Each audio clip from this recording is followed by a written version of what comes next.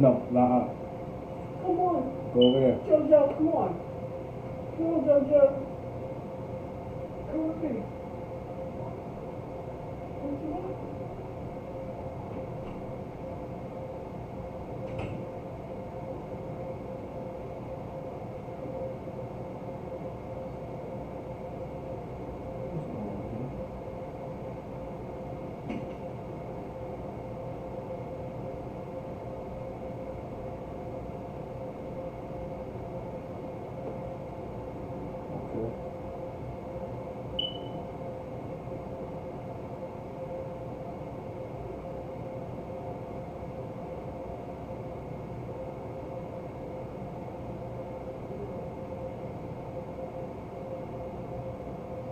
All right.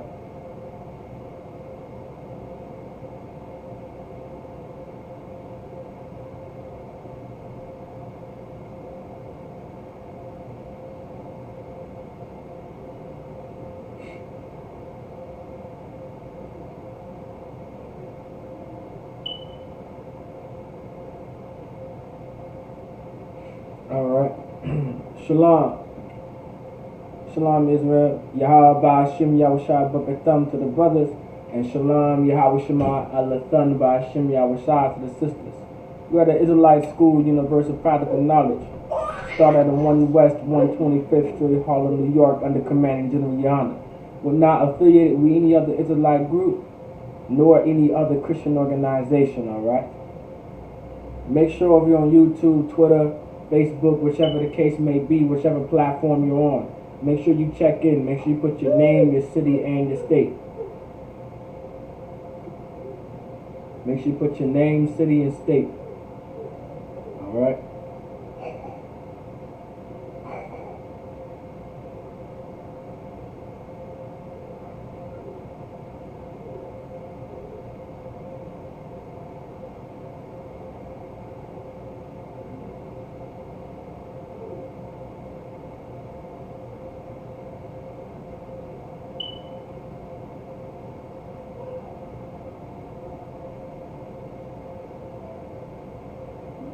Alright, don't forget to put your name, city, and state, alright? If you guys have any questions before class starts, before class really begins, alright, before we get into the lesson, if anybody has any questions, let me know, alright?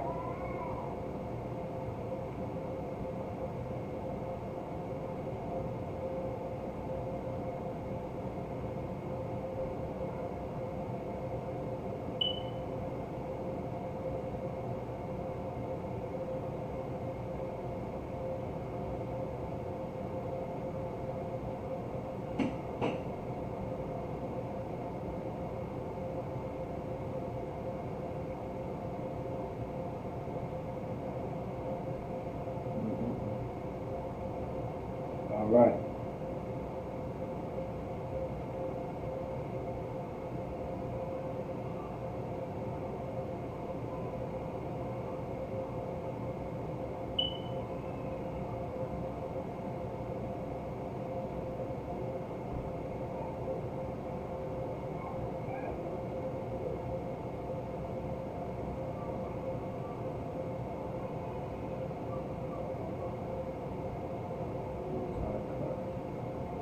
Alright, let's get into it.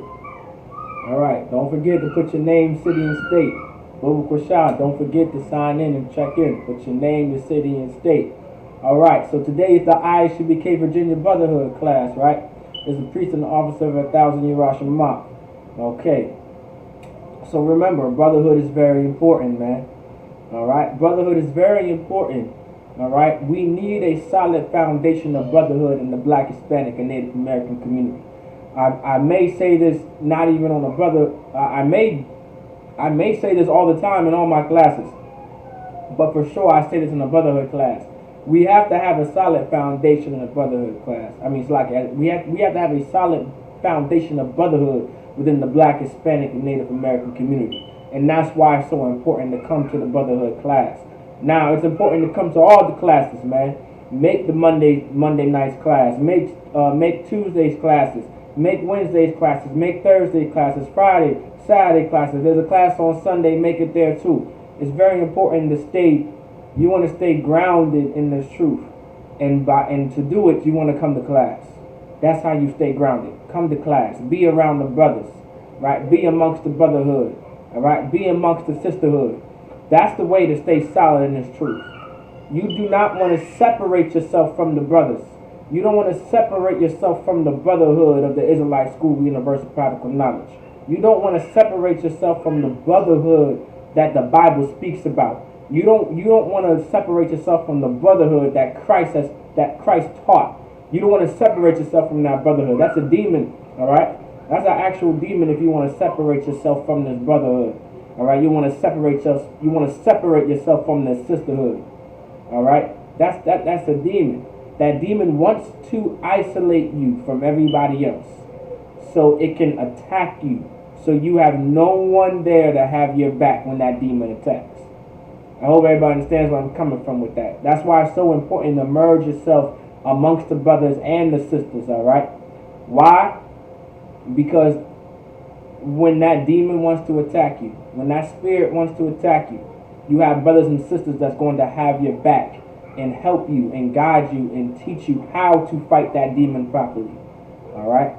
Through many councils, man. Through many councils, even getting councils in the Israelite, even getting councils in the school from the generals, from the captains, from the officers above you, man. That's a beautiful thing too. That's brotherhood.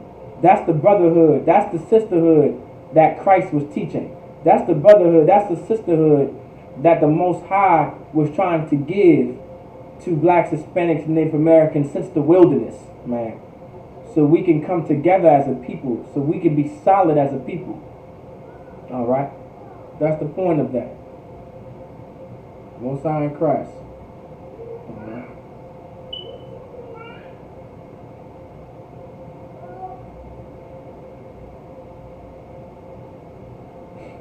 All right? All right. So I always started off with this. What is synonymous and equal to brotherhood? Anybody in class, anybody online, what is synonymous and equal to brotherhood?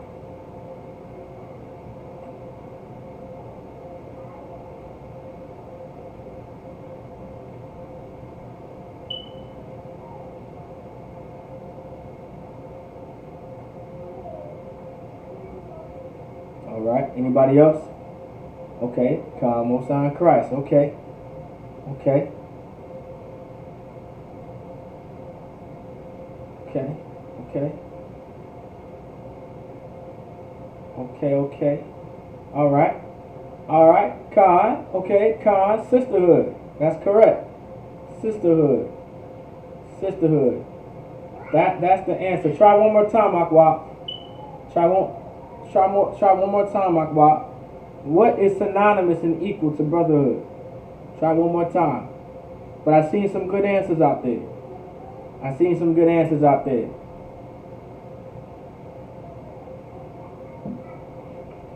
Khan, I figured that. Khan, no sweat, no sweat. So sisterhood is equal and synonymous to brotherhood. Brotherhood and sisterhood are the same.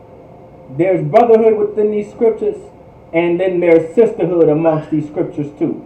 No matter where you go in this Bible, no matter where you go in these scriptures, you will find brotherhood, and you will also find sisterhood. These scriptures, these verses are for sisters too, just as much as they are for brothers as well. Alright? Alright? Alright, Khan, no sweat, no sweat. Alright, so brotherhood and sisterhood, they're synonymous. They are the same. Alright, they are the same. Alright, they are the same. They are synonymous. Brotherhood and sisterhood are equal to each other. Now my next question is, what is brotherhood? What is sisterhood?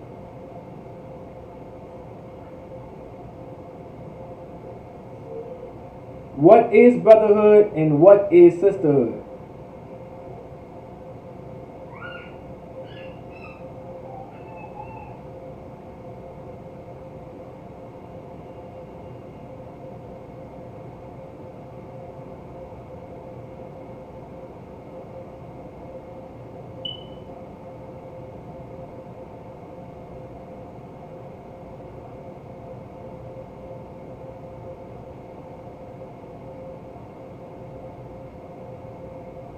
Okay.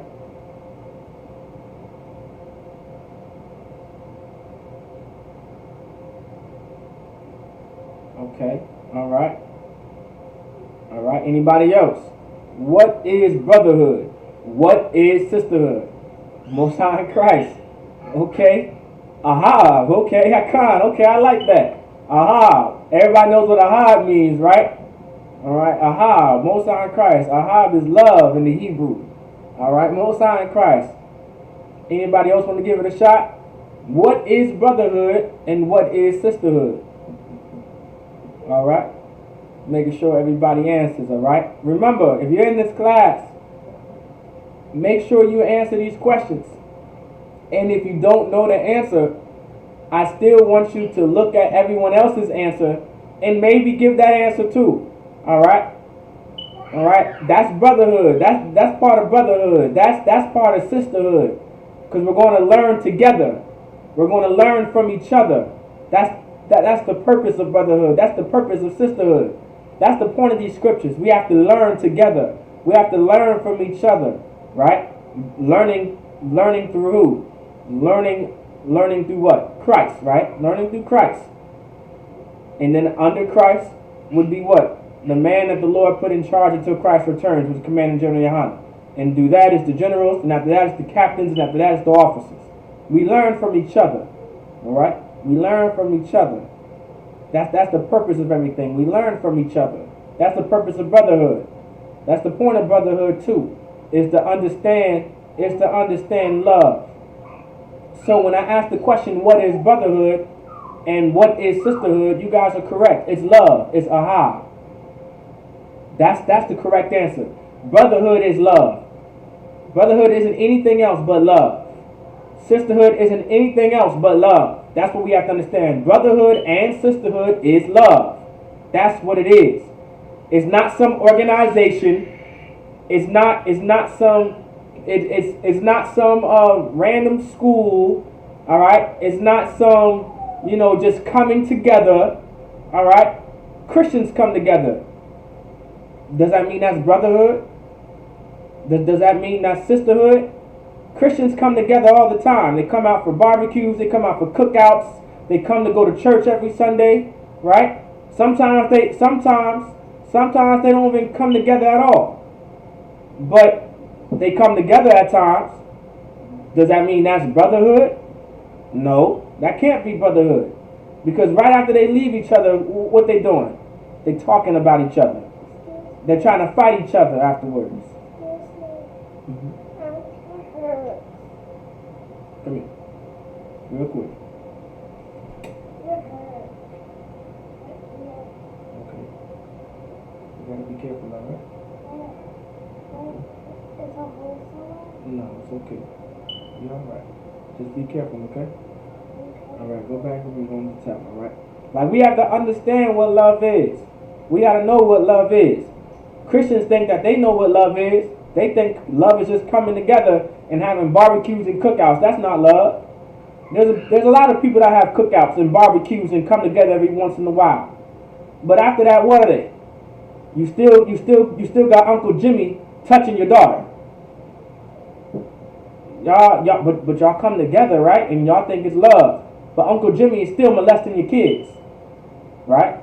But apparently that's love. Love is coming together and being together, right? And coming out and with each other and hanging out with each other.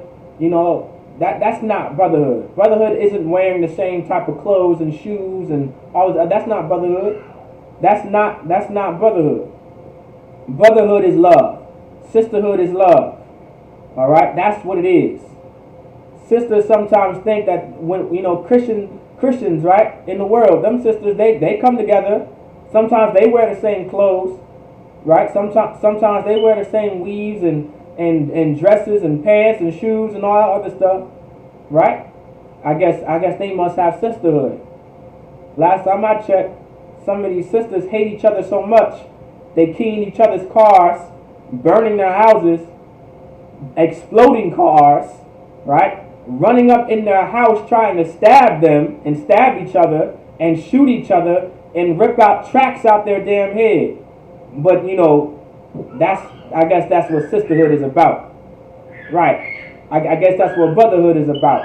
Us killing each other, murdering each other, wearing the same colors, and repping the same set, and making sure we good on each other's blocks and stuff, right? I guess that's what brotherhood is about. No, that's why it's so important to understand that brotherhood is love, and that's it. That's why it's so important to understand that sisterhood is love, and that's it. That's why it's important to answer the question the way it's being asked. There's always a spirit behind everything. Brotherhood and sisterhood is love. That's what it is. It's nothing else but that. And I'll explain further why it's nothing else but that. Now, if brotherhood and sisterhood is love, now my question is, and my next question is, what is love? Anybody online, anybody in class, what is love? If brotherhood and sisterhood is love, now we need to know what is love. That's what we need to know. What's love? Is love wearing the same colors? You know what I'm saying? You know, is that what love is? Wearing the same colors, same boots, same sneakers, wearing the same dresses, same pants, same tracks, whatever the hell it may be, same shirts, pants, jewelry.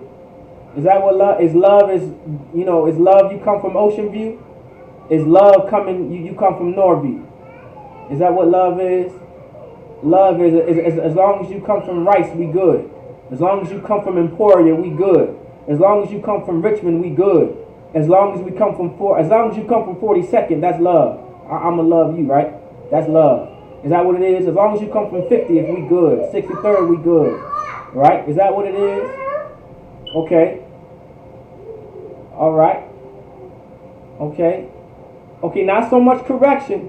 I want y'all, okay, now, I see some right answers, though. Right. Following God's laws, statutes, and commandments. That's the correct answer. That's what love is. Now, it's not so much correction, though.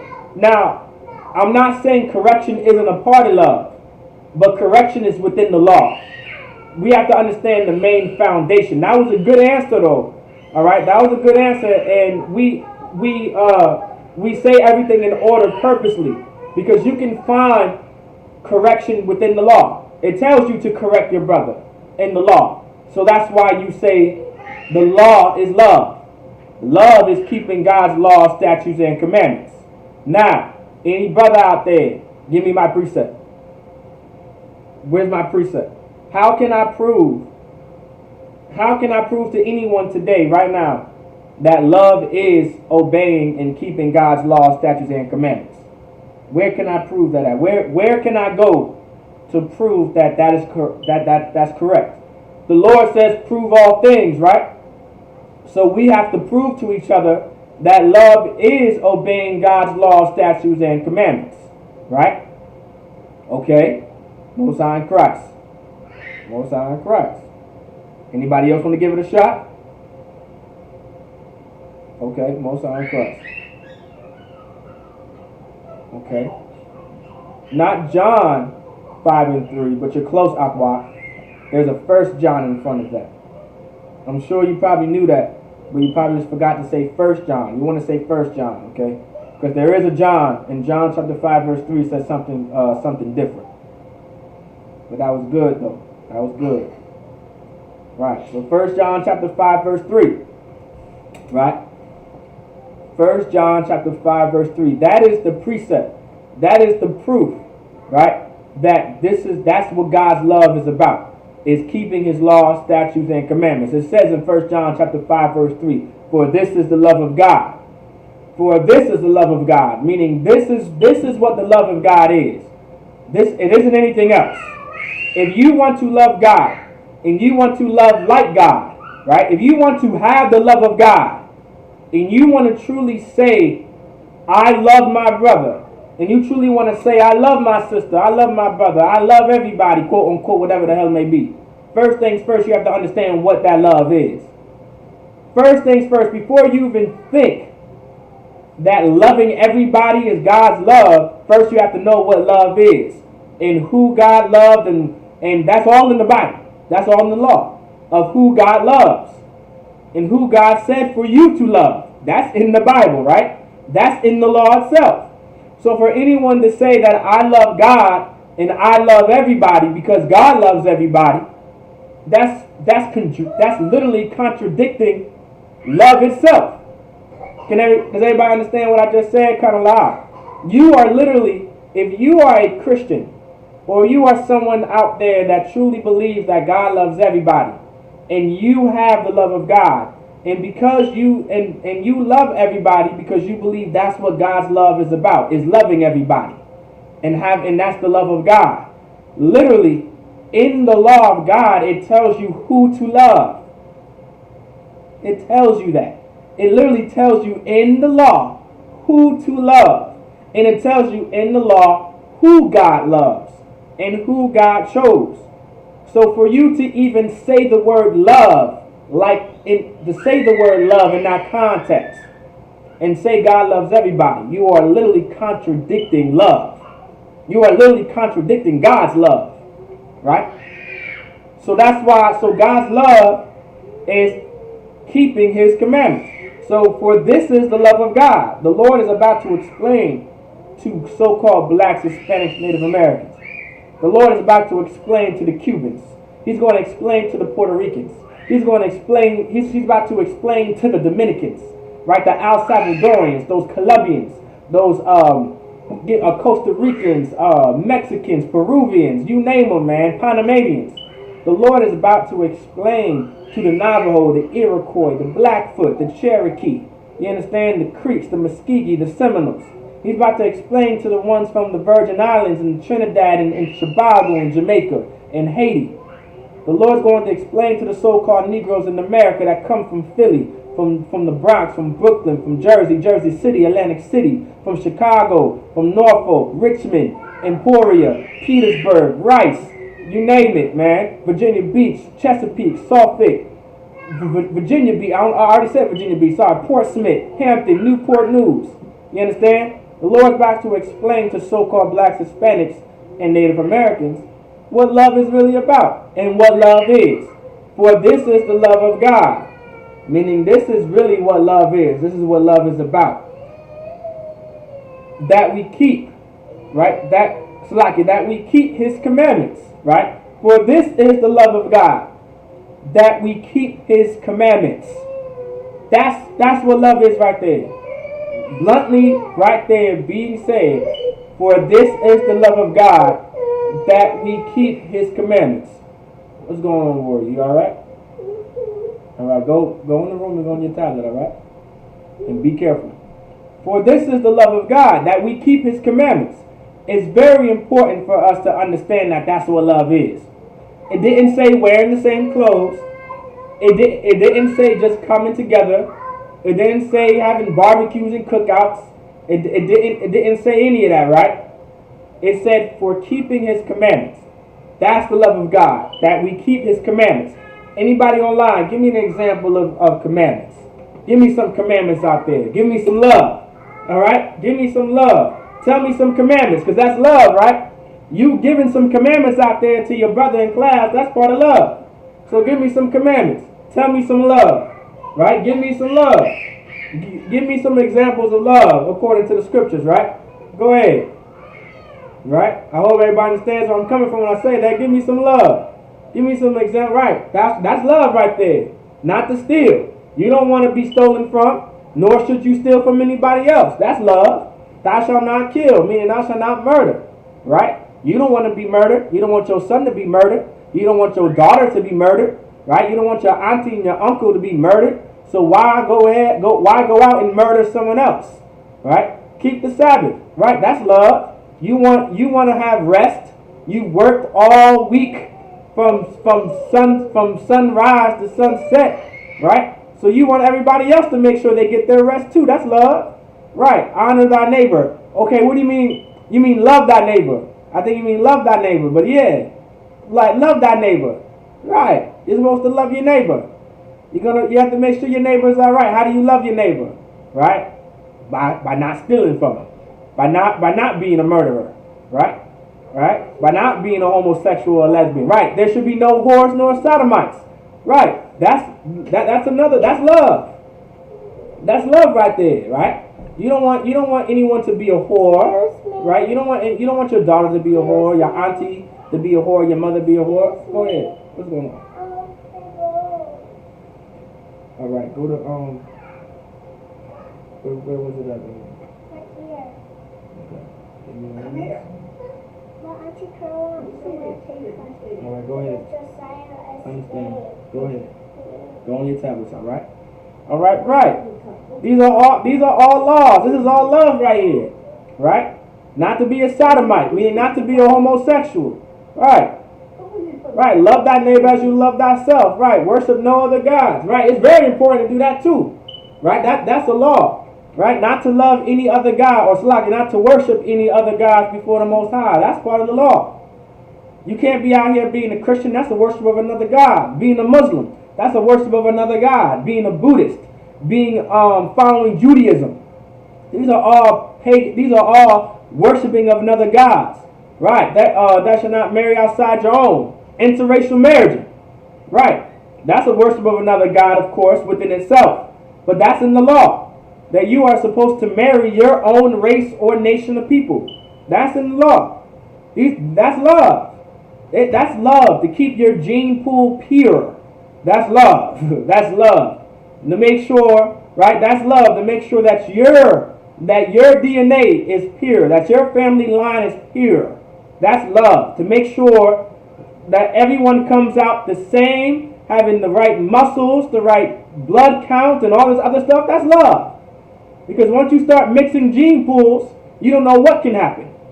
Sometimes your genes get mingled, and you can't do certain things like other brothers can do. Only if you didn't start mixing with the Vietnamese and the Chinese and the so-called white man and the African. Just maybe you could have ran what was Usain? Maybe you could run as fast as Usain Bolt. You know what I'm saying? Maybe you could have ran as fast as Tyson Gay. You know what I'm saying? Just maybe you could have jumped as high as LeBron James if you didn't mix your gene pool as much.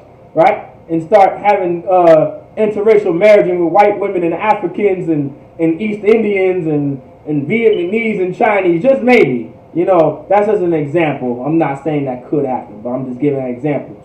All right? In the law, it says you cannot interracial marriage. That's love. That's definitely love. Most High in Christ. These are good examples of what love is, by the way. That's Most High in Christ. Those are good examples of what love is. That's what love is. It's keeping God's laws, statutes, and commandments. We have to understand that that's what love is. Love isn't wearing the same color. Love ain't coming together. That's not necessarily love. Because a lot of people come together. Does that mean they love each other? People come together to have seafood boils. That's not love according to the Lord. But they say they love God. And they say they have the love of God. A lot of Christians, right? We know a few Christians. We probably know several Christians. They all come together, don't they? Sometimes they have barbecues and cookouts, and they do come together, right? And they bring that pork and them chitlins and that pig feet and that seafood boil, right? And they say they love God. And they say they have the love of God. And they say they know how to love. And they sometimes tell you don't know what love is, but I know what love is. They tell you that to your face while they got crab legs in their hand. And they're going to tell you don't know what love is. They got chitlins on their plate. They got pig feet on their plates, right? Chitlins on their plates. They got barbecue spare ribs on their plates with a blunt right next to them getting ready to smoke. And they're going to tell you to your face, you don't know what love is. But I do. Right? How many of us went through that before? How many of us remember that? I know I can't be the only one. I can't be the only one. Right? We all have seen this before, right? Someone say, I love God and I know what love is and I have the love of God. I know how to love. But they out here sinning, right? Out here being the biggest, best sinner they can be. Christians want to be the best sinner they can be. They want to be the best. Like, they make sure they can outdo each other in sin. They probably discussing at the table right now who can sin the best. I don't know. It's a possibility. Right. Putting your life on the line for your brother or sister. That's love. That is love. Willing to put your life on the line for your brother or your sister. That is love. That's most definitely love. Right. They say God knows my heart. Yeah, that's right. That's a main one. Why they got the blunt and the cigarette and the black and mild in their hand, right? They got the chitlins in their hand on their plate. They got dreadlocks in their head, tattooed from the neck and down with some teardrops, right? Everybody got their cousin. They got some, 2 or 3, 4 teardrops, right? With some dreadlocks in their head, right? and with a seafood boil with some crab legs and shrimp and pork on their plate, talking about God knows my heart. Salakia, I'm not making this up, am I? I'm not making this up. Tattooed from the neck and down with some teardrops, with some crab legs in their hands, with some dreadlocks in their head, with a blunt in their hand, saying God knows my heart and I love God. I'm not making this up. Everybody got that one cousin. I'm gonna be honest, I got that one cousin. I ain't lying. A lot of blacks, Hispanics, and Latinos and Native Americans, we all got that all one cousin that say God knows my heart. And you in the truth now, and you learning about how to really love God, you're like, hey, you just out there, not just sinning, right? Just out there, just, man, you got dreadlocks tattooed from the neck down, like tatted all the way up, with a blunt and a black and mild, and you got pork in your plate. You was looking at him like, dang, you just don't care. But our people are destroyed because of a lack of knowledge, though. You know what I'm saying? We're destroyed because of a lack of knowledge. We don't know. And the reason why we don't know, because of the Christian church. The Christian church fails to teach our people what real love is and what love is really about. You know what I'm saying? Only in the Israelite school of universal practical knowledge, under commanding Junior Hana, is where you truly learn what love really is, and what love is really about, and how to truly have brotherhood, and how to truly have sisterhood. Right, brainwashed, right? But only in the UPK is where you learn that, man. You're not going to learn it anywhere else. Anywhere else, they're going to tell you to do what they're going to tell you. Listen, I'm not making this up. Go anywhere else outside the ISUPK, and they're going to tell you just do what you feel is right. That's not love. To tell your brother, to tell your sister to do what they feel is right, that's not love. If anything, that's hate. Because right now, you don't know what they're feeling. They could be feeling to murder someone. They can be feeling to blow someone's house up and set it on fire. And you just told them to go ahead and do it. You just gave them permission. Well, whatever you feel like is right, you should go ahead and do it. You know what I'm saying? That sister could be like, you know what? You're right. I'm gonna go ahead and take that brother's children from him, and I'm gonna put him on child support, and I'm gonna make that man's life live in hell. You just destroyed a brother's life, and now he's gonna be in and out of jail. Congratulations. You just told that brother, just leave her. You don't need to deal with that. Just leave her, man. Just leave her. Nothing. Just whatever. She's just a number. Just go to the next one. You good. Now you probably just destroyed a family. Now you just destroyed a woman that probably truly loved a man that wanted to be with him through thick and thin. You understand? Like that's why it's important to be in the UPK and take righteous counsel, man. Because there's a lot of things you can't just tell people. You can't tell someone to do what they feel is right and do what you feel like doing. That's not of the Lord. The Lord never told anyone, well, do what you feel is right. Find me a scripture in the Bible where the Lord said, do what you feel is right. Let me know. And also let me know when any good outcome. Give me a good outcome. Like a real solid good outcome that you did what you felt was right. I never did anything that I felt was right and the outcome was good. There was consequences after it. Some type of terrible consequence that I did not agree with, nor was I okay with. I've done that plenty of times in the world. That's why I'm in the UPK now, because I realized that's not the way. All right? Everybody understands where I'm coming from? Kind of lie. Everybody understands, right? All right, everybody understands, right? All right, everybody understands? Kind of lie. Just let me know. But we're going to go to 2 Corinthians, man. Take me to 2 Corinthians. And we're going to start at 2 Corinthians chapter 10. And we're going to be at verse 3. Right? 2 Corinthians chapter 10, verse 3. Most High in Christ. And Khan, we've all experienced that before. I'm sure we have. We all experienced something like that. To base things off our feelings. The Lord never intended life to do things based off how you feel. Alright? So like, alright, feelings come and go. Alright? If you do something based off of your anger, and then you so like, how can I say it? You're gonna base off a situation based off of your anger, and then the next day you're gonna be happy, and then you just realize you just did something out of your anger, and now you're going to regret what you did. Because now you're in a different type of mood. Like, man, I should have never did that. You know, maybe there was a better way to handle the situation. Only if you got in contact with one of your brothers and sisters that wasn't angry, right? Or that wasn't sad that day. That could have gave you some good counsel, some good wisdom. To be like, nah, you shouldn't do that. Think about it this way. What if, what if you was on the other, what if the shoe was on the other foot? You wouldn't want that to happen to you, so why do it to them? Oh, you know what? You right, brother. You right, sister. You know what I'm saying? You right. I never thought about it that way. Yeah, of course, because sometimes, when you're angry, you're not thinking. Everybody heard you. Sometimes when you're angry, you're not thinking, right? Sometimes when you're sad, you're not thinking. And let me tell you, when you're happy, you're not thinking either.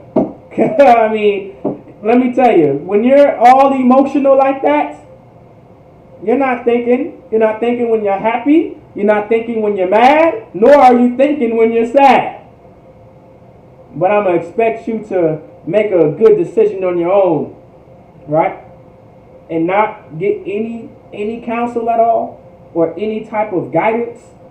Listen, I think I've said this before too. I'm going to get to the scripture though. I think I've said this too before. The worst thing that we've all been taught as blacks, Hispanics, and Native Indians.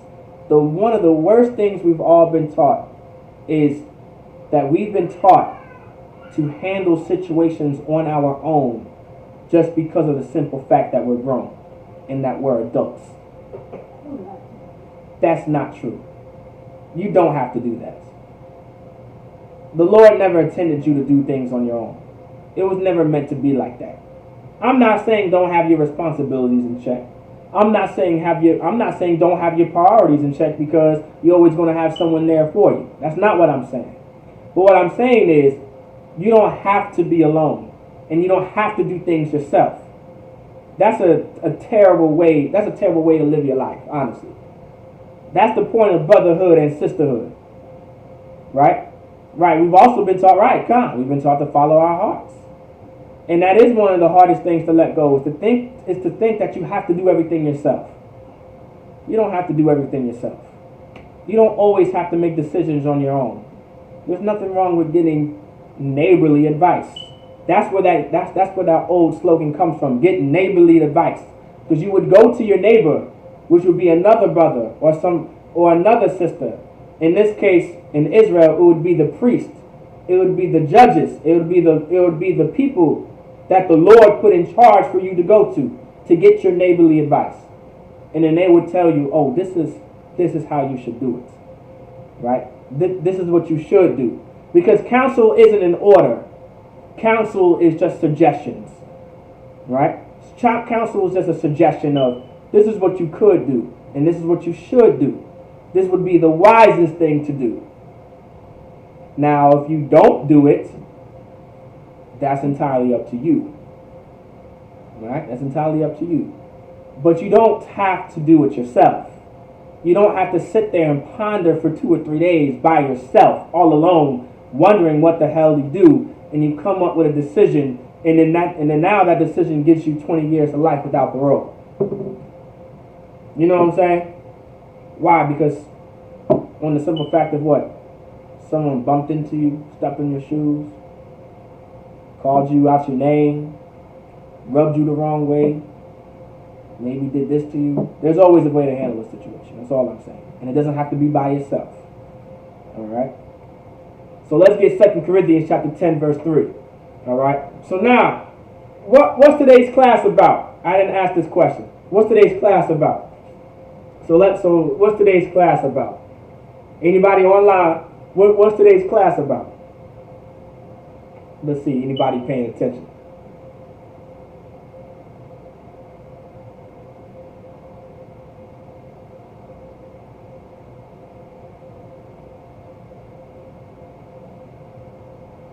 Okay. Anybody else? Anybody else want to give it a shot? Okay. Okay. All right. Y'all coming with it. Okay. Okay. Okay. Protection. Now, why? If I could, why is it important to learn about protection? Why, as black people, as Hispanic people, right? As Latinos and Latinas, as Native Americans, right? As Native Americans, why would protection be something important to talk about? Give me a practical example of why protection would be something important to talk about. Why would protection be important? Okay, we have to protect our own. Okay. How so? Like, give me a little bit more detail, Akwa. Someone give me a practical example of why would it be important to protect. To talk about protection and learn about protection.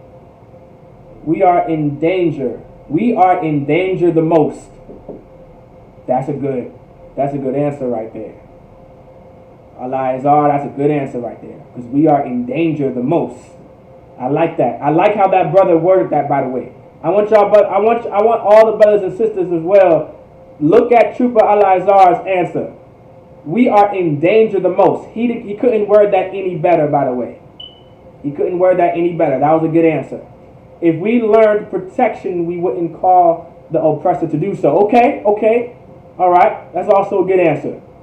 Make sure women are being guided and educated how we are supposed to carry ourselves. Okay, Khan. Right. Khan, that's good. These are all good examples. These are all good practical examples of why it's important that we need to learn about protection and what protection is. All right? Because God's law deals with protection. And God's law is what's going to protect us as a nation. Just like how the Constitution, America's Constitution protects Americans. We do understand that, right? America's Constitution protects other Americans. What's ever written in that Constitution, it protects their nation from just about anything. Anything that goes on in America, that Constitution protects their people. It protects their nation. So if you've done something wrong or you're going through something, whatever the case may be, that Constitution is there to protect you if you are an American. Well, guess what? Just like America's Constitution, this Bible is the black man's Constitution. This Bible is the Latinos man's Constitution, right? This Bible is the Native Americans man's Constitution. And this is what's going to protect us, just like how America's Constitution protects them. When America follows their Constitution and follow their laws and their rules and their regulations, by following their laws of the Constitution and their rules and their regulations that they call amendments, they are protected. Well, guess what?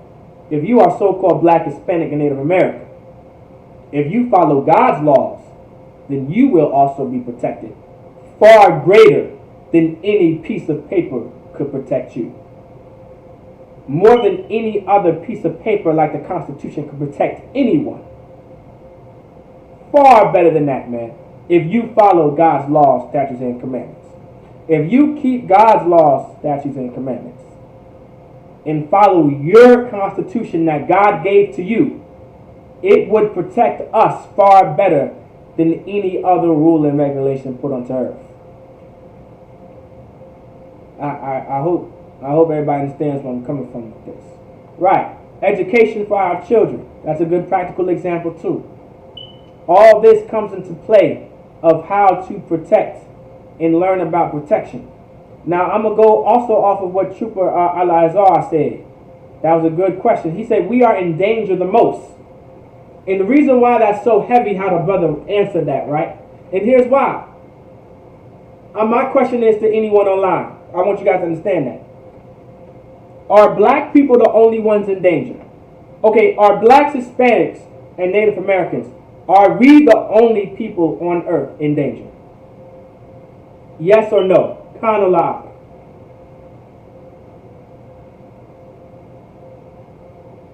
This is why it's so important to understand what the brother said. It's so fundamental. It's very important on what you say and how you say things. It's very important.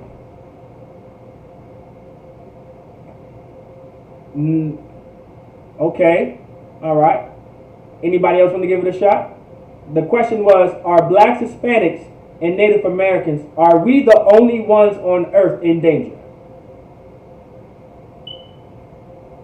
Okay, I see one sister. Okay, I see Khan. I see one sister say La'a. Anybody else want to give it a shot?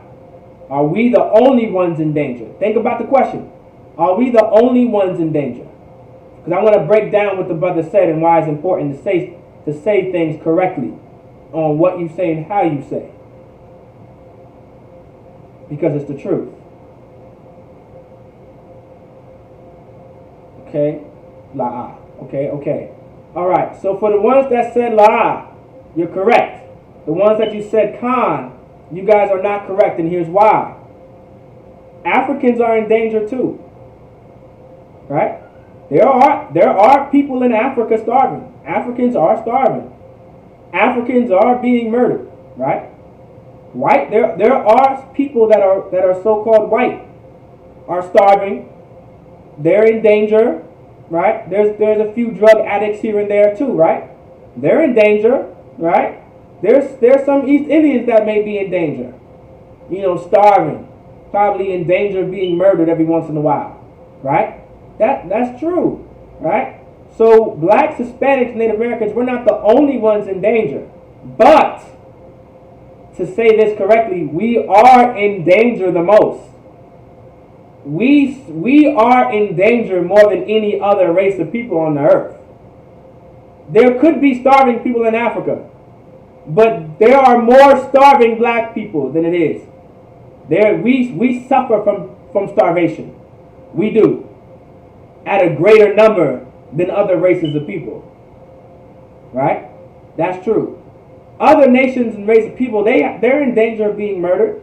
But they're not in danger of being murdered the way blacks, Hispanics, and Native Americans are in danger of being murdered. There are different types of races of people in America. America is a melting pot. You have Africans, you have East Indians, you have Asians, right? You have Vietnamese and Koreans and Chinese and Japanese. You have Irish, people from Sweden, Russia, Polish, because they're from Poland. You name it. We have in America. It's a melting pot. You have other nations and races of people, but they're not suffering more than how blacks and Hispanics and Native Americans are suffering in America.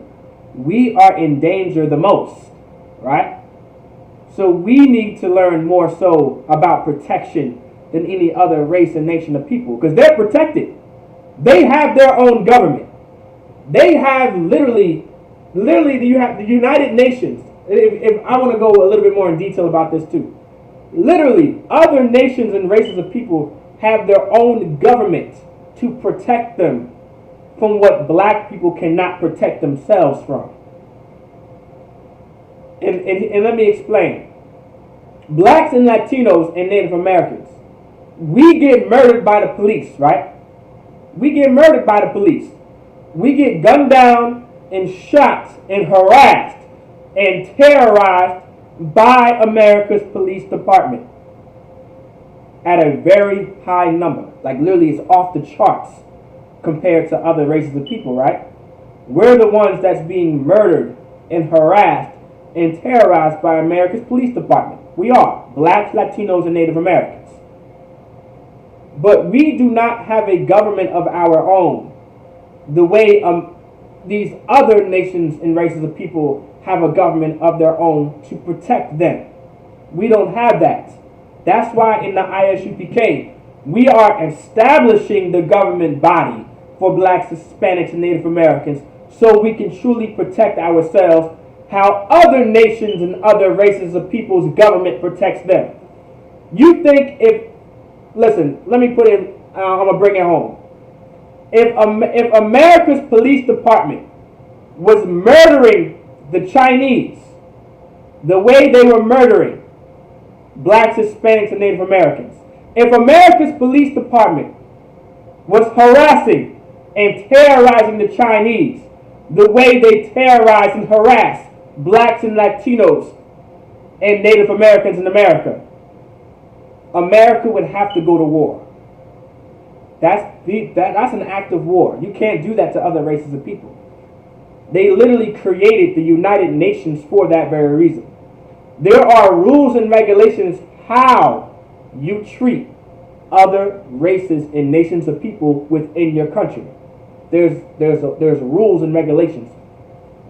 And all the governments of East India, of the Chinese, and the Japanese, of all third world countries, they all come together and they express these laws on how you are to treat my people if I'm Vietnamese, my people if I'm Chinese, my people if I'm Irish, my people if I'm Nigerian. Right? How to treat my people when they come to your country. Meaning, if you murder one of mine, right, there's a penalty for that. And there may be a war. Everybody understands where I'm coming from with this? Kind of lie. They have a system set up to protect their own nation and their own race of people. So they're protected. That's why in a matter of months, when there was a protest going on about Asian hate, when Asian hate was going on, the reason why that law was passed so quickly, because their government was there to protect them. And God forbid you are going to treat my people like some black man in America, or like some Latino in America, or like some Native American in America. We're not going to have that. So you will pass a law in your country to protect my people. That's how important it is to be separate. That's how important it is to have a government of your own that truly loves you, that's going to truly protect you. That's real protection right there. This ain't a fairy tale. This ain't magic, right? This is not something we're doing out of this is some fairy tale and some magic. This is the Bible. The Bible is about separating and having a government of your own and a nation of your own and having your own race so we can protect each other the way these other nations and races of people protect each other. That's not magic, right? That's not a fairy tale. That's real life. You saw and we saw as a race of people, we saw as a nation of people, real life on what it truly means to be separate. If Asians were not separate, if the Vietnamese and the Koreans were not separate, if the Chinese and the Japanese were not separate the way that they are, no law wouldn't have been passed for them.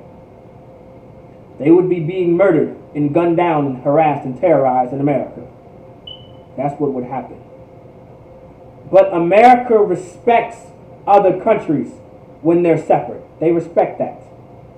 America respects you when you are separate and you separate yourself from them and you have a government of your own and you have rules and regulations of your own. They respect that. Yeah, they may want to fight against you. Yeah, they may not really mess with you like that, but they respect you. They will respect it. They're going to respect you so much, a law gets passed for your people in their country. Right, a law was passed with quickness. This is the type of protection that we need to learn and talk about. This is not a fairy tale. God's laws, statutes, and commandments is what's going to protect us. And within God's law, it tells you to separate. It tells you to be separate. It tells you to have a leader, right, that the Most High is going to raise up, that you are going to listen to. Right? That's in His law. That's in God's law. That He's going to raise you up a prophet that's going to be a leader over Israel. And you are to listen to him. So he can tell you what's right and what's wrong and what you should do and what you should not do. and tell you exactly what to do according to what God wants us to do as a people. That's in God's law. That's all within the parameters of the laws of God, which is supposed to protect, which will protect so-called blacks, Hispanics, and Native Indians, which is God's chosen people, according to the Bible. So 2 Corinthians chapter 10, verse 3. For though we walk in the flesh, so it says, for though we walk in the flesh, what it means to walk in the flesh, right? We walk in the flesh every single day in our lives, right? So what does it mean to walk in the flesh, man? Like, what does it mean to walk? For though we walk in the flesh. Now, this is not, okay, now before you guys answer, right? I don't want you guys to think carnality here. Not yet. I don't want y'all to think carnality yet. I don't want you to think it yet. Alright? I don't want you to think carnality yet. So, look at it at face value. What does it mean for though we walk in the flesh?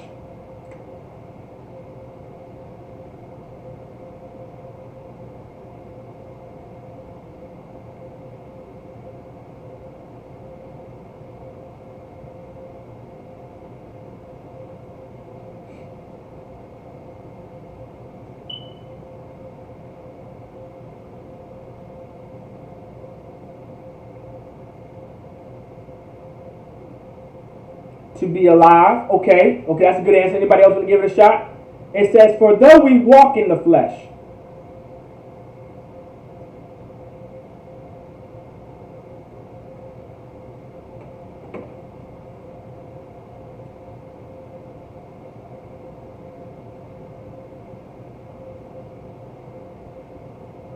Okay, right. Okay, to be alive. Okay, our physical body.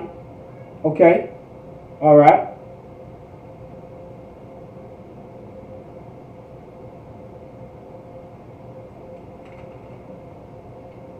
Anybody else? Okay, in the world. Okay, not so much. Okay, not so. Okay, I want to say I know what you mean.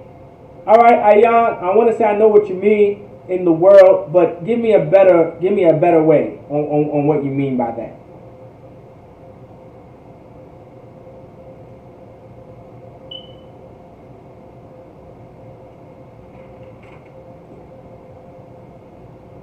But you guys are pretty much on it, man.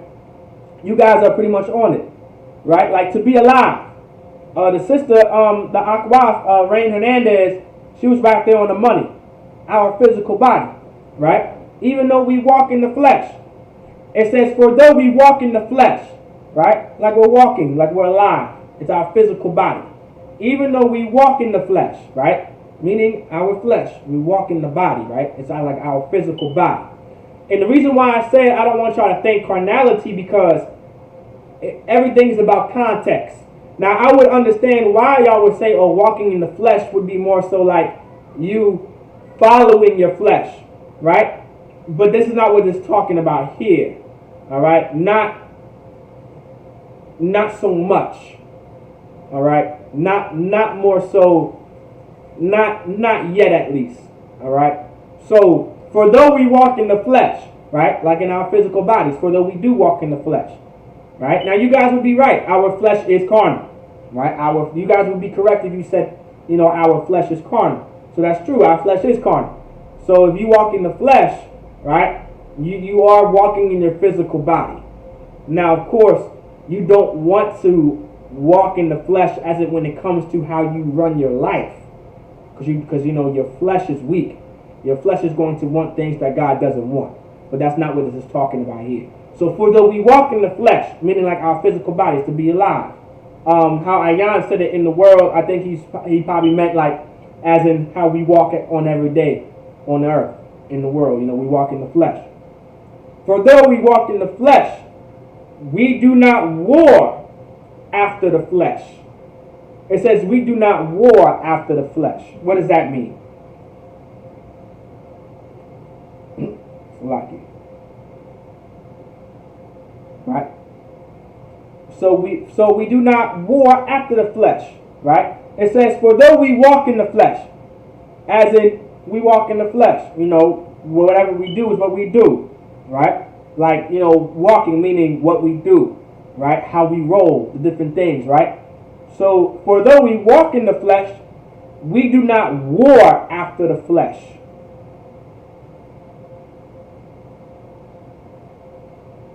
So someone give me, what does it mean to, we do not war after the flesh?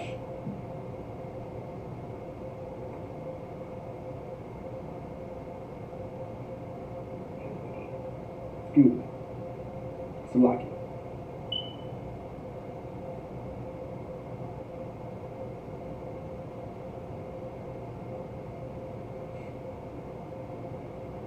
What does it mean we do not war after the flesh? Okay, the battle is not yours, it's the Lord's. Salakia, this came to mind. Okay, almost, I mean, not really almost, I want to say, okay, the battle is yours. Okay, because you don't want to say that, because the battle is yours, right? The battle may be of the Lord, but it's definitely your battle. So you don't want to quite say that, all right? Cause harm to others. Okay, you're on it. True Lazari, you're on it. Not war off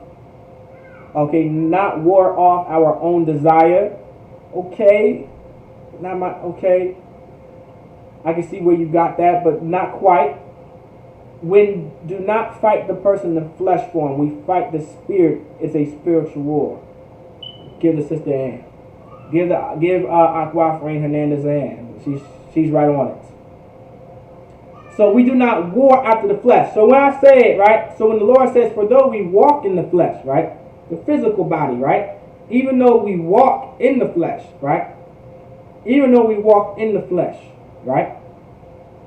We do not war after the flesh. Meaning we don't war after the body, right? Right? We don't really war after the body. It's not so much we're fighting a physical fight, right? That's what the Lord is trying to say. We're not physically fighting the body.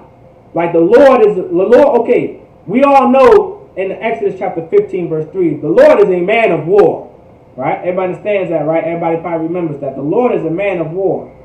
So of course, the Lord is about physical fighting at times. Physical warfare. I'm not saying the Lord isn't, right?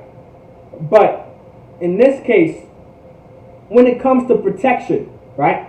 It's not a physical war. You're not fighting a physical war, right? Like we believe that when we need to fight, we need to grab some guns, grab your AKs, your MKs, your whatever, your grenades, your knives, your swords, and all that stuff. Like we ready to go at it.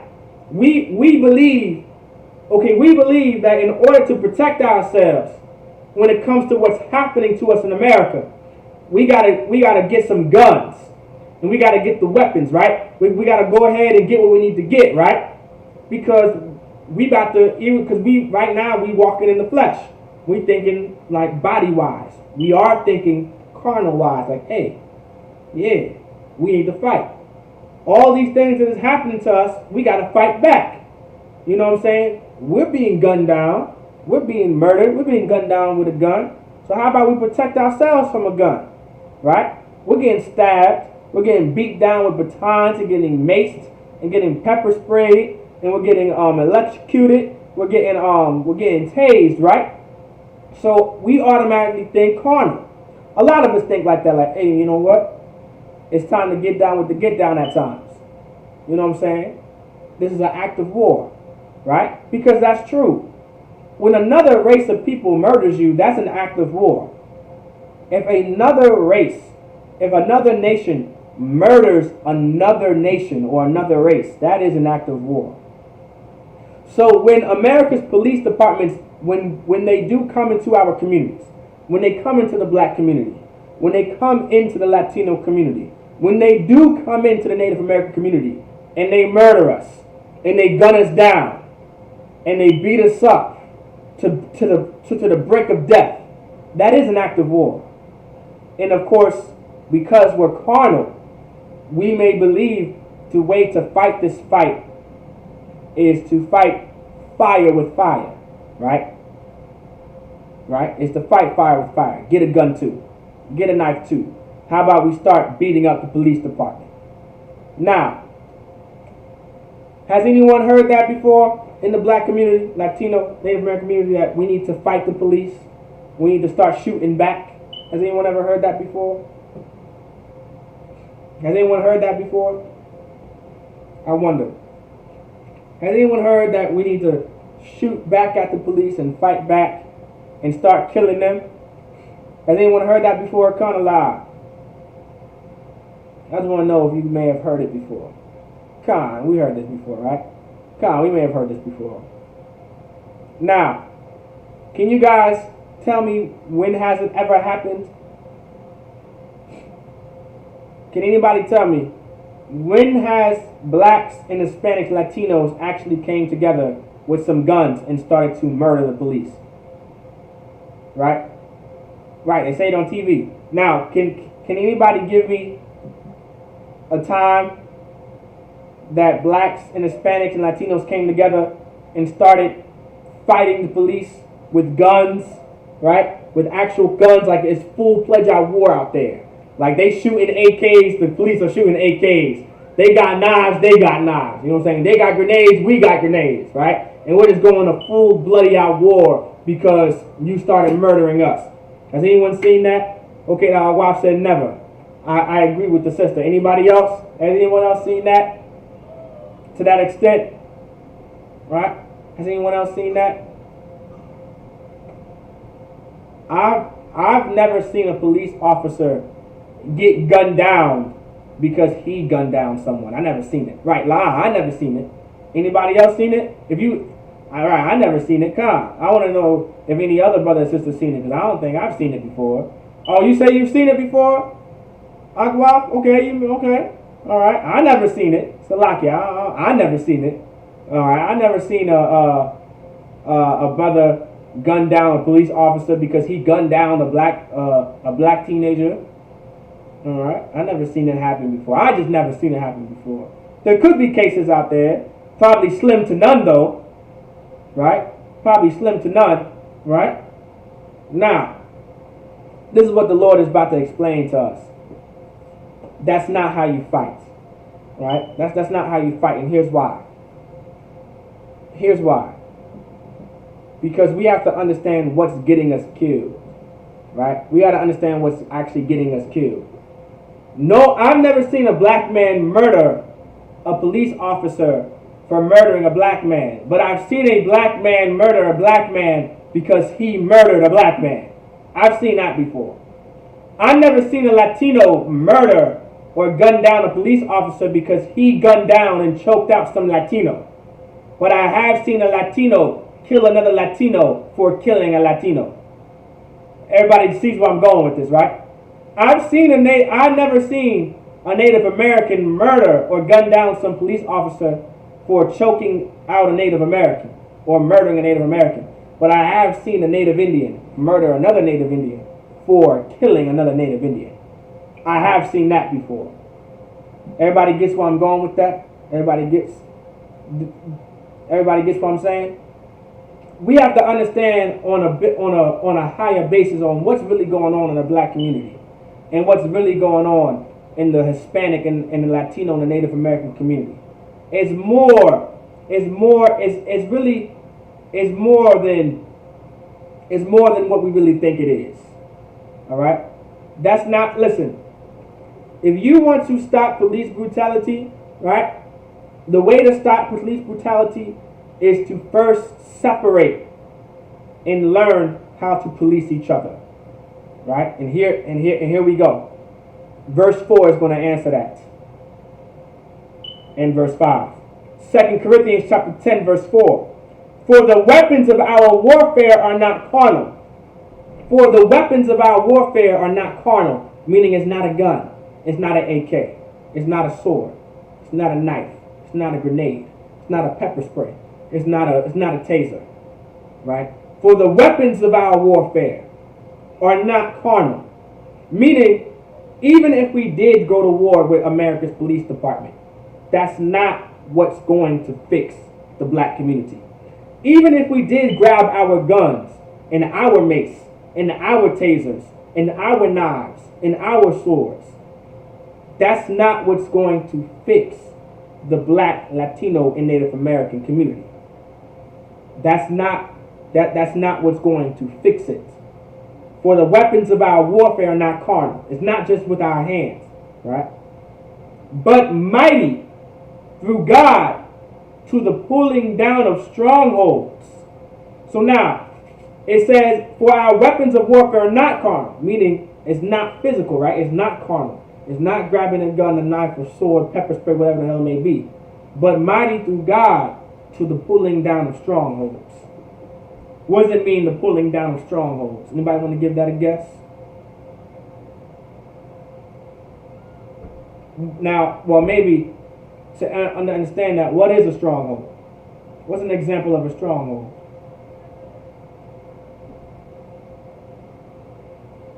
Anybody? What's an example of a stronghold?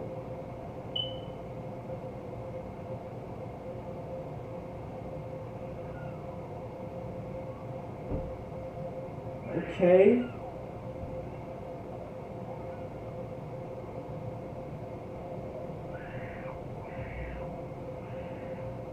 Okay, not more. Okay, I don't want to say overthrowing the government, not quite yet. What is a stronghold? Let's get what a stronghold is.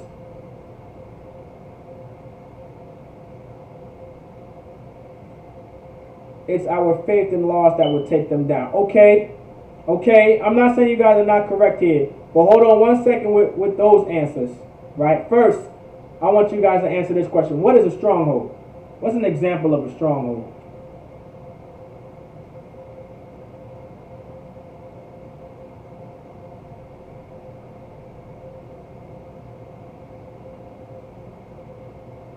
Okay, not so much alcoholism. That's not much of a stronghold.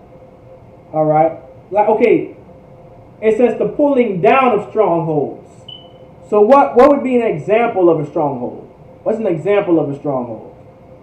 You guys, I think you guys are jumping the gun. All right, because you guys are correct. Like I already know that you guys are about to be on the right track. I think you guys already know pretty much where this is going. So I don't think I'm worried about that. I'm not worried about that. But what would be more so? Okay, a pillar. Okay, give me a practical example of strongholds. The sister said it once, but I just want to know what a stronghold is.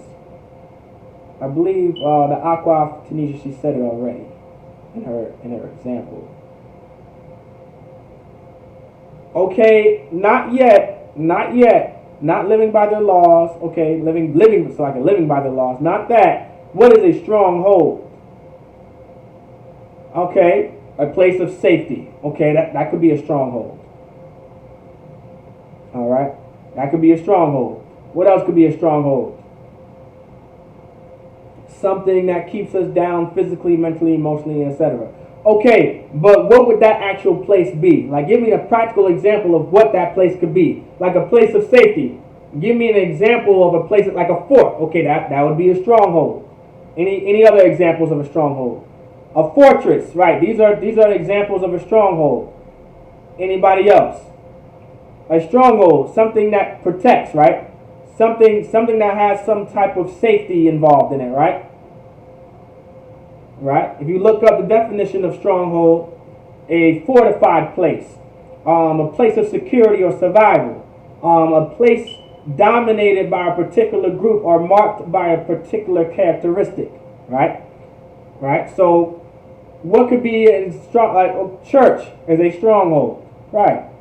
The UPK would be an example of a stronghold, right? So now the Lord is saying, mighty through God. So the Lord is saying, but. So it's like I'm starting on top of verse 4. So it says, for the weapons of our warfare are not carnal. Meaning it's not physical. You're not grabbing those swords, your guns, your pistols, your rifle, your crossbows, your tomahawks, you name it, right? Your knives, your tasers, your whatever the hell it may be. For the weapons of our warfare are not carnal, but mighty through God to the pulling down of strongholds. So, but mighty through God to the pulling down of strongholds. Now, since you guys know what strongholds are, right? Since you guys know what the strongholds are, but mighty through God to the pulling down of strongholds. What would be the process of pulling that down, right? You guys give me practical examples of how, but mighty through God. Now you guys may have said, what is but through the mighty of God? Slaki, but mighty through God. What is but through, Slaki, but mighty through God? What is that part? What is that saying? Meaning, but mighty through God. That's an action, right? So you're doing something. So what are you doing through the Most High? So what are you doing through the Most High when it says, but mighty through the Most High? But mighty through God. What's that part? What is that action that you're doing? I think one of the brothers or sisters answered it before we said strongholds. Before we focused on strongholds.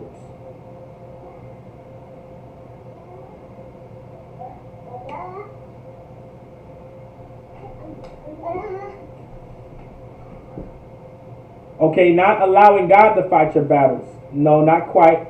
Not quite, because you are to fight your battles. Okay? Obeying the laws. Anybody else? Living by the laws. Okay? Anybody else want to give it a shot?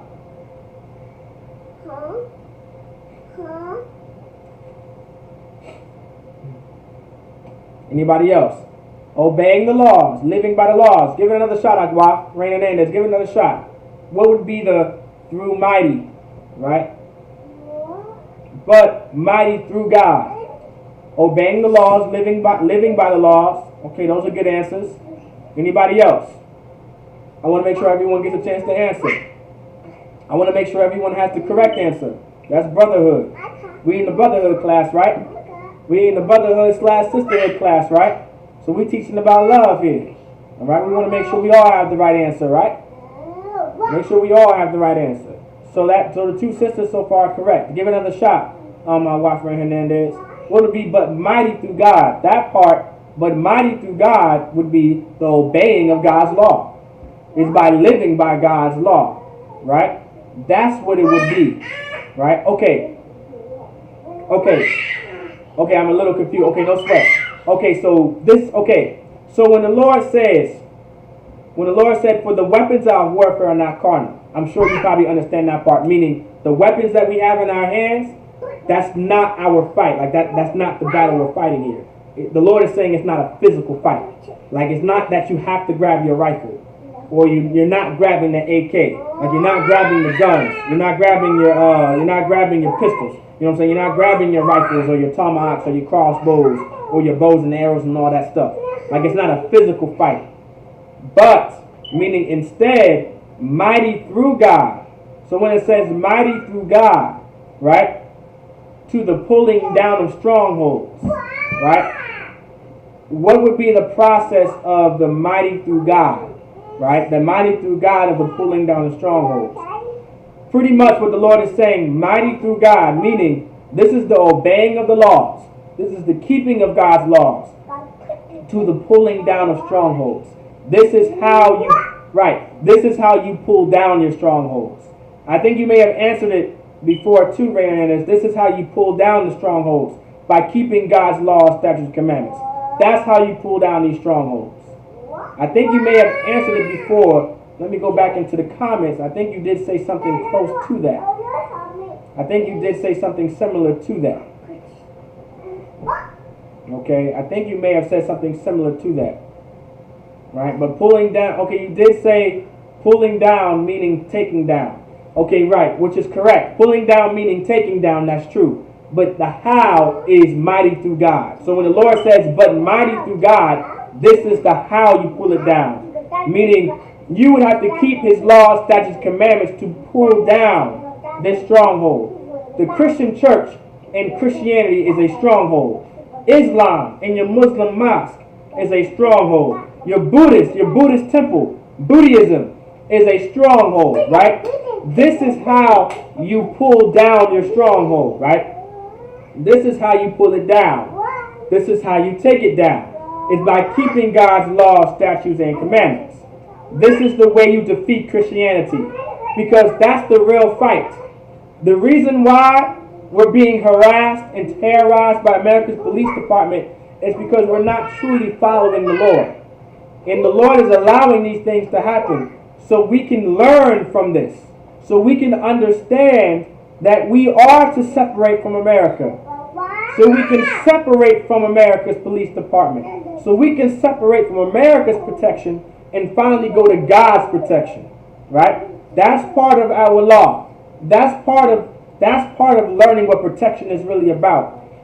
The reason why blacks and Latinos and Native Americans, the reason why we're suffering in America, the reason why we're being murdered by the police in America, the reason why we're being harassed and terrorized in America is because we truly don't understand where our protection needs to be.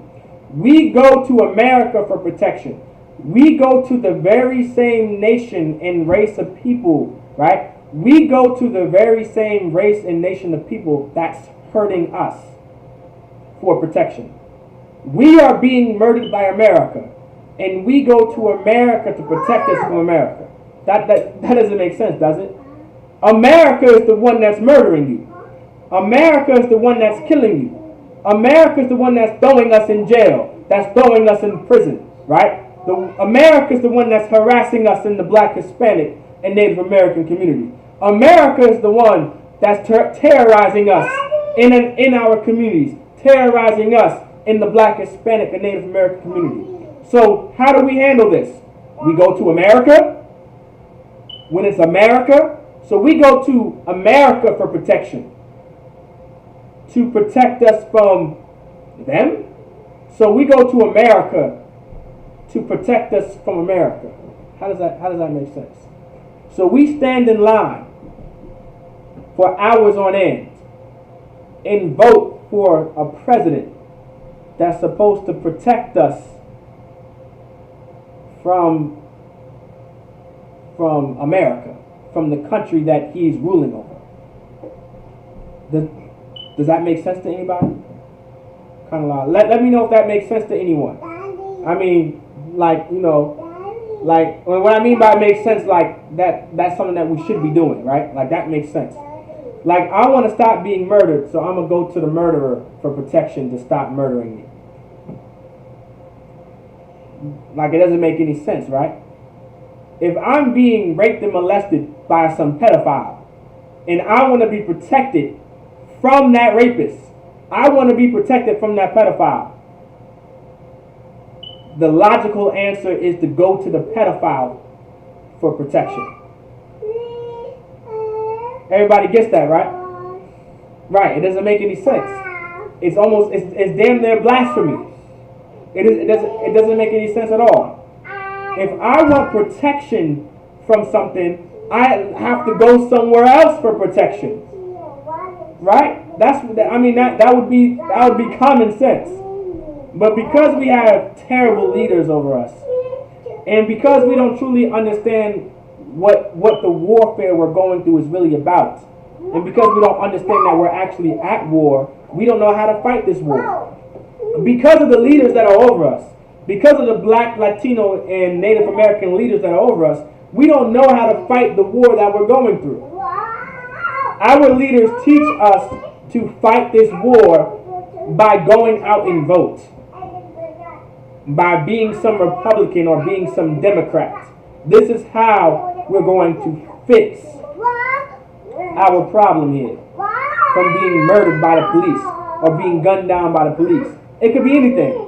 To save us from abortion, to save us from homosexuality and lesbianism. These are all things that destroy the Black, Hispanic, and Native American community. Understand? Like, I'm just focusing on more so like a real physical fight, which would be the police department, because that's what's really, of course, that's like a physical fight. Like, they're physically murdering us, and they're physically putting us on the ground and choking us and putting knees on their neck. So I use that as an example. But of course, there's many other reasons and strongholds that we need to pull down, like Christianity, right, and Islam, and Buddhism, and just a disgusting Christian unclean lifestyle, right? Go ahead.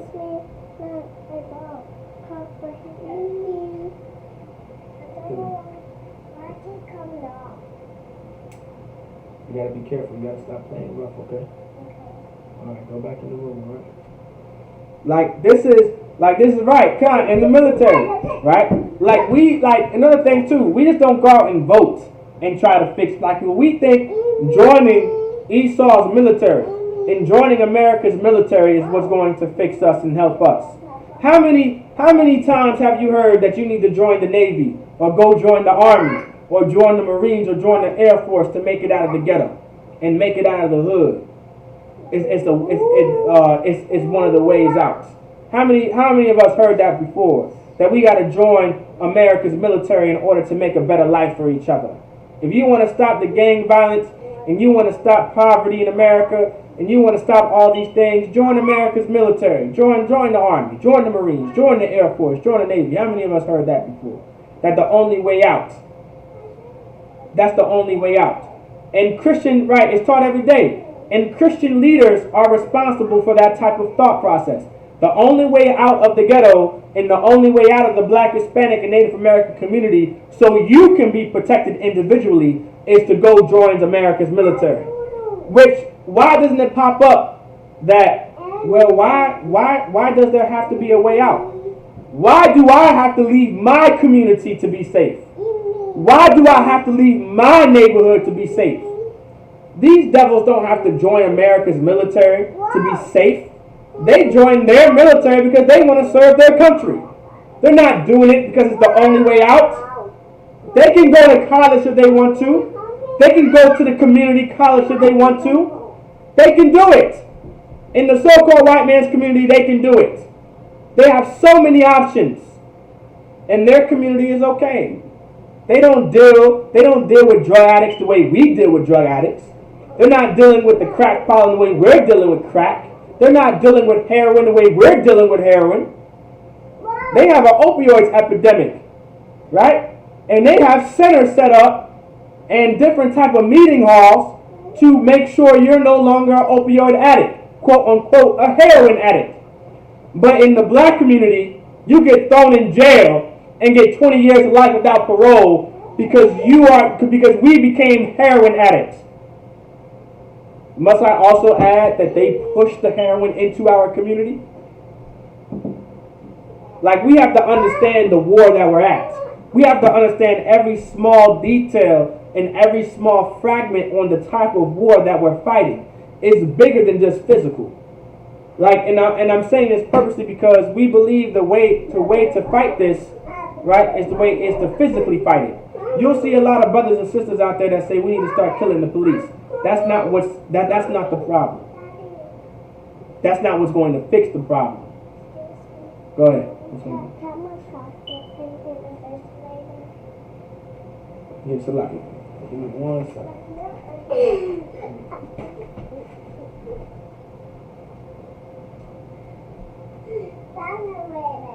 All right.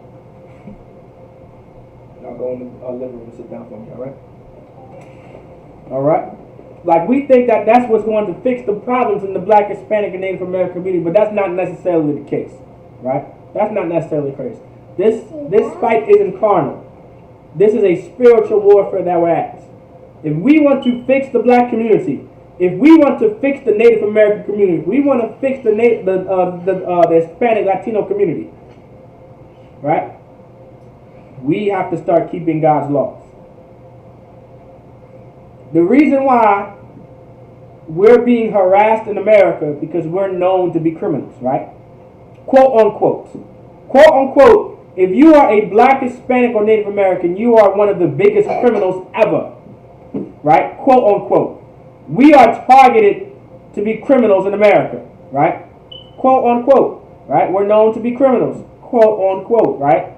We're known to be the biggest thieves. We're known to be the biggest murderers, quote unquote. The reason why I keep saying quote unquote, because the white man's the biggest murderer, and he's the biggest thief. But blacks and Latinos and Native Americans, because the white man being the devil that he is, we're known to be the most criminals apparently.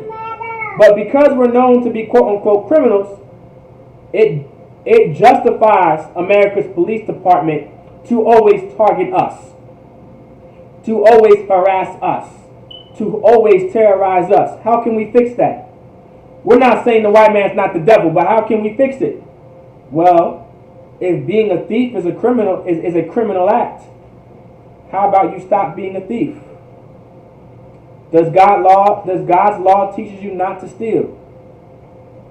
Kind of law. Does God's law teaches you not to steal? Right? God's law teaches you not to be a thief, right? Con or lie? I'm sure everyone's going to say con. I know. Okay, throw it in the garbage. Right? Everyone should say con. God's law does teach you not to not be a thief, right? To not steal. So if you follow God's laws and not steal, then what reason would America's police department have to harass and terrorize you if you're not a thief? You can't say I stole. I don't steal. My law says I can't steal. So how could I ever be a thief? Everybody understands that concept, right? Like, it's not magic, right? Like, this is not magic. This is not a fairy tale. This is real life. God's law tells you not to be a murderer, right? Apparently, blacks, Hispanics, and Native Americans are known to be murderers. We're known to be gangsters and gangster disciples and Bloods and Crips and Pyrus and MS-13 and Latin Kings, and we kill each other. But what if we stop killing each other because God's law teaches you not to kill each other and not to murder each other? What reason would you have as a police officer to come and try to harass us saying that we are murderers? It makes sense, right? How could you arrest us and say that we have drugs? How could you arrest us and say we have drugs when God's law says for us to I suffer not a witch to live, and God says not to dig up evil and to not put a burning fire to your lips. We are not to smoke weed and get high and smoke cigarettes. We are not to smoke crack and do heroin and pop mollies and Percocets. We are not to do these things, right? So guess what? How could the police department have any reason to do it if we don't do it? How would they have a reason to say, hey, I have drugs. We've heard that there's drugs around here. There's no drugs around here. My law says I can't be a drug addict. So how could there be a drug? How could there be drugs here? My law says I can't be a drug dealer. So how could there be drugs in the Black, Hispanic, and Native American community? So what reason do you have to be in my neighborhood? Does everybody understand where I'm coming from here? Does everybody understand how this is not magic and this is not a fairy tale? Does everybody understand? Come on, boy. What's going on?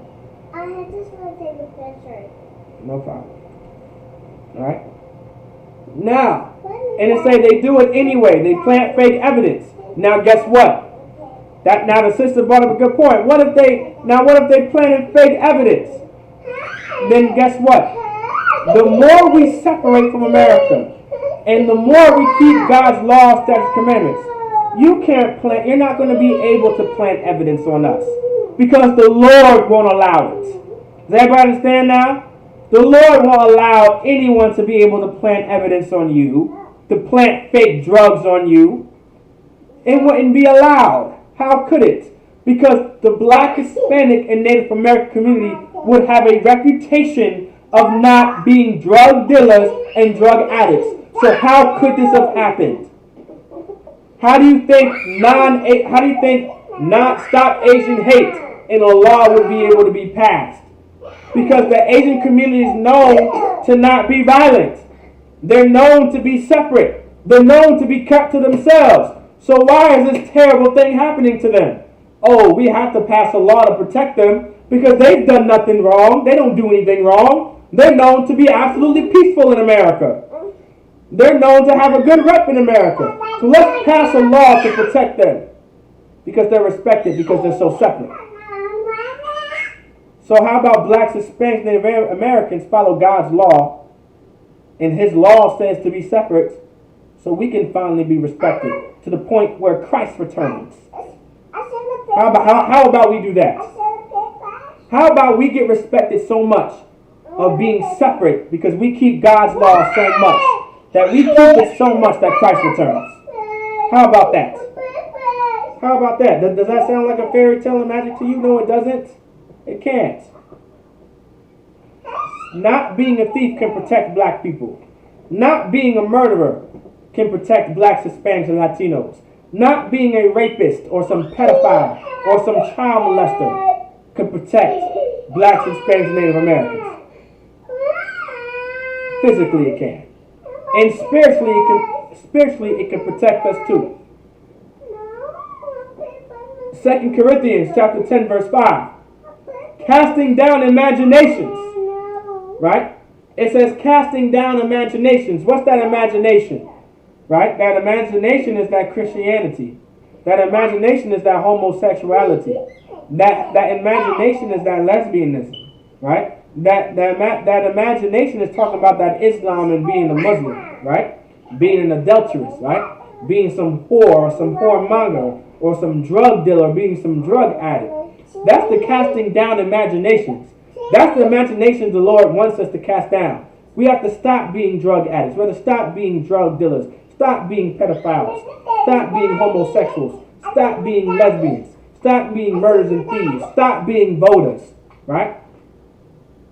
These are the things that the Lord wants us to cast down. Casting down imaginations. And every high thing that exalted itself against the knowledge of God. It says, and every high thing. In every high thing that exalted itself against, right, the knowledge of the Most High. What's that thing that exalted itself? America exalts itself, man. America exalts itself against God. America is not a nation that's under God. America has always exalted itself above the knowledge of God. That's why they tell you, this is how you know that this nation exalts itself above God, and this nation is not of God. America will tell you, okay, America will arrest you for being a drug addict and will throw you in prison for being a drug dealer and a drug addict, but push drugs into your community. Excuse me. 1 second. America will literally tell you it's illegal and you will go to jail and you will go to prison, right? America will tell you it's illegal for you. America will tell you it's illegal and it will throw you in jail and they will throw you in prison for being a whore. America will throw you in jail and throw you in prison for selling your body for sex, right? They will throw you in jail for having sex with whores, meaning having sex with women that sell their body for money, that have sex for money. They will throw you in jail for that if you have sex with a woman for money. And they will also throw you in prison or in jail if you are a woman that has sex for money, but then turn around and tell you it's completely okay if it's done in front of a camera and legally being purchased, like pornography. This is the type of country we live in. This is the type of country that we're under. Everybody understands that, right? I mean, am I making sense? Kind of lie. Am I confusing anyone? Like, this is what America does, right? Exhausts itself in every way imaginable, right? Like, this is what America does. America will literally tell you that America will literally lock you up and throw you in prison for being a drug addict and a drug dealer, but still push drugs into the community. And drugs still exist in America, even though it's illegal. America will also tell you that is not. America will throw you in jail and prison for having sex with prostitutes and have sex with whores, and for you to be a whore and throw you in prison for being a prostitute, right? But it's completely legal for you to have sex in front of a camera and get paid for having sex. I mean, does that make sense to anybody? Right? I mean, right? Okay. Right. Not right now, baby. All right. But now when it comes down to it, this is the people that are over us, right? We have to protect ourselves some way and somehow from this. We believe that this country is going to be just to us. We believe that this country is going to protect us. when their laws and their rules and regulations aren't going to protect blacks, Hispanics, and Native Americans. Everybody understands that, right? All right. It's not going to happen, right? American media will promote things that will get you locked up or killed, right? This is why we have to separate, because their lifestyle is unclean. Their lifestyle is not going to protect us. If anything, America's lifestyle is going to do the complete opposite of what we wanted to do and what we wanted to be. Everybody understands that? All right. Another good precept for this is in Ephesians chapter 6, verse 11 and down. The sister brought it up, I believe. I seen Akwaf Ray Hernandez posted in Ephesians chapter 6. That's a good precept for this too. Putting on the armor of God. It's okay when the government can make money off of you, right? This is not the type of people we want to protect us. America is only pushing us further and further away from the protection of God. Right? That's what America is doing. America is pushing us further and further away from our protection. Right? Further and further away from our protection. And we shouldn't allow it to happen. Everybody understands? Kind of lie. Any questions, by the way? Kind of lie. Any questions before class goes on?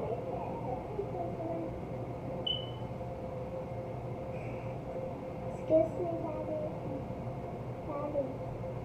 Excuse me, Daddy. Mm-hmm. They say star cheese. Daddy say star cheese. Mm-hmm. 1 second, baby. Daddy's in class. Oh. When you're done, star cheese. Sure, why not? Why you just Okay, always stop though? Like that. You were done though. Like that. Say star Anybody? cheese. All right, live. Okay. Okay, Khan, go ahead. Ask your question. It's all right. Go ahead. Go ahead, Agua. You can ask your question.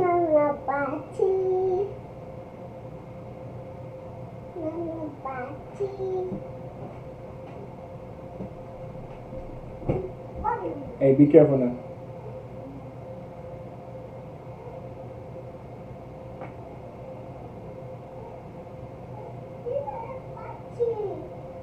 Okay, right. Okay, you said the stronghold was a place of protection.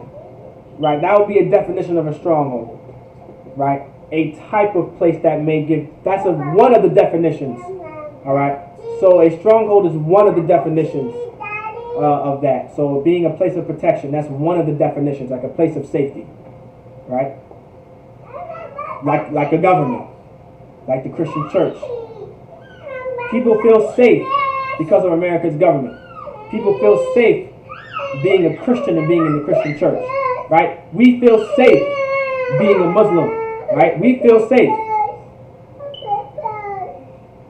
But it's really not a real stronghold because it does keep us down. Like, right. So we feel safe in the Christian church. We feel safe being Christians. But because we're Christians is why we're suffering. Right? We believe being we feel safe in voting in America's government. Even though it's America's government that's oppressing us. Right? So you're absolutely right, Agua. It sounds like it's something that does keep us down because the actual strongholds that we need to tear down are the strongholds that are keeping us down. But the real stronghold that we need to be in is in the Isupk. Right, exactly, Agua. That's correct. We feel safe, but it's not real. It's our destruction. Correct. So hopefully that answers your question. Right? A stronghold is supposed to be a place of safety, a place that protects you. But in reality, the strongholds that we're in, they don't protect us. Being a Christian will never protect black people. It will never protect Latinos, Latinas. It will never protect Native Americans. Understood? All right.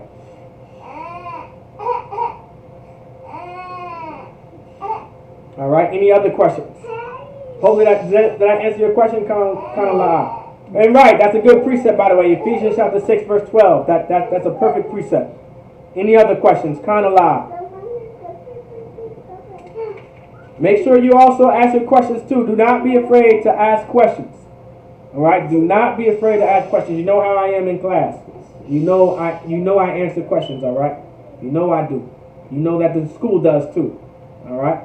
So do not be afraid to ask your questions, all right? Even if it's in the middle of a lesson, I can sidebar. All right? That's not a problem. All right? Any other questions? Kind of loud.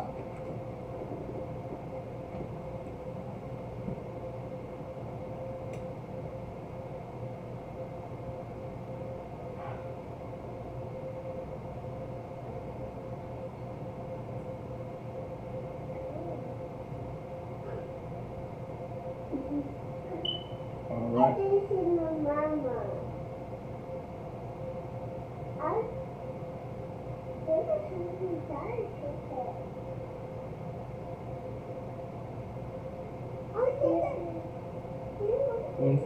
One second, princess. Just one minute. All right. Okay. If there's no questions, we're gonna get the announcements. All right.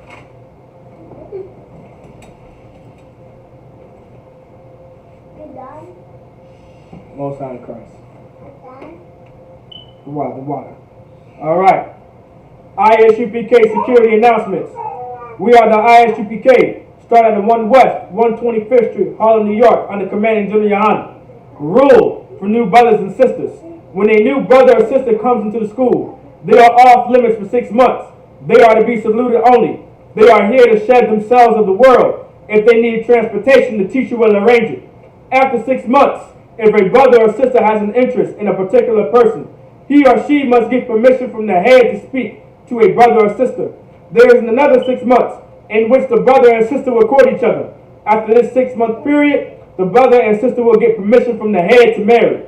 Tithes, which is a commandment. Numbers 18:21, Malachi chapter 3 verses 8 through 10. Ma'ashra means tenth in the Hebrew. 10% of every penny of any increase the Lord gives you. Give the treasury department or teacher. Priest fund, free will offering for priests, not mandatory. Whatsoever amount you would like. Upcoming holy convocation is the Feast of First Fruits. That's on the 22nd of May. All right, the 22nd of May, the Feast of First Fruits. All right, get in contact with the brothers in the school, and they'll give you further information. All right, but the Feast of First Fruits on the 22nd of May. If you are in Virginia, we will be coming together on the Feast of First Fruits. All right. All right, we're planning now. We're getting all that together. It's a good feast. The point of feast days, by the way, is to come together. That's the spirit of feast days. All right, it's for all Israel to come together and be a family. You know, drink and get along and not fight each other and not kill each other and be at peace with each other. Like, that's the spirit behind the feast day. All right. So with that, I say Amadium, which means to stand. All right, Amadium, which means to stand. Men of Israel, we're going to give a courteous salute to the brothers. Men of Israel, Amadim Shabbat, Amadi, Barak, Yahweh Ba'ashim Yahweh Shai Bakatham, Yanamata, Sar, La Akwafim, which means turn to the sisters. Men of Israel, we're going to give a courteous salute to the sisters. Men of Israel, Amadim Shabbat, Amadi, Barak, Yahweh Shamar Alathan Ba'ashim Yahweh Shai. Yanamata. With that, class dismissed.